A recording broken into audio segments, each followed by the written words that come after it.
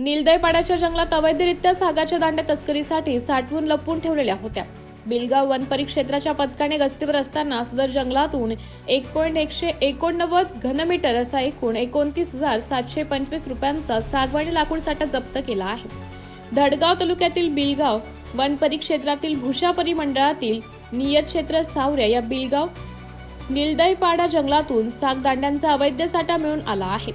Bilgaon one विभागाचे पथक गस्त करीत असताना सदर जंगलात एका ठिकाणी तस्करीच्या उद्देशाने लपवून ठेवलेल्या अवैधरित्या साग दांड्याचा साठा मिळून आला।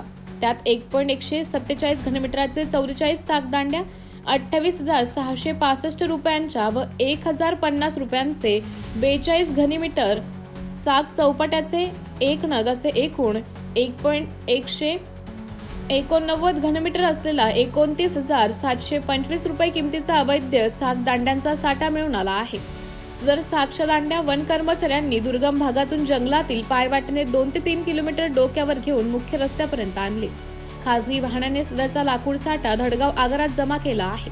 याबाबत भुशाचे वनपाल भरतसिंग परदेशी यांनी दिलेल्या फर्यादीवरून वनगुन्हा दाखल करण्यात आला आहे। ही कारवाई धुळे वनसंरक्षण ननू सोमराज, नंदुरबार वन विभागाचे वन उपसंरक्षक संतोष सरते, धुळे दक्षता विभागाचे वन विभागीय वन अधिकारी राजेंद्र सिद्दीर, अक्राणीचे रोहयो सहाय्यक वनसंरक्षण SD साळुंके यांच्या मार्गदर्शनाखाली बिलगावाचे वन क्षेत्रपाल लक्ष्मीकांत शेंडगे, अक्राणीचे वन क्षेत्रपाल चारुशिला काटे यांच्या नेतृत्वाखाली प्रशिक्षणार्थी वन क्षेत्रपाल प्रथमेश ढाणे, भुशाचे वनपाल भरतसिंग परदेशी, माळचे वनपाल प्रतिभा बोरसे, वनरक्षक मंगेश वळवी, अशोक पावरा, उमेश पावरा, पूनम पावरा, रेखा पावरा, मनीषा पावरा, ज्योती वळवी, प्रमिला पावरा, गिरधर पावरा, दिनेश वसावे, वैशाली पाडवी, वनमजूर जान्या पावरा यांच्या पथकाने केली आहे।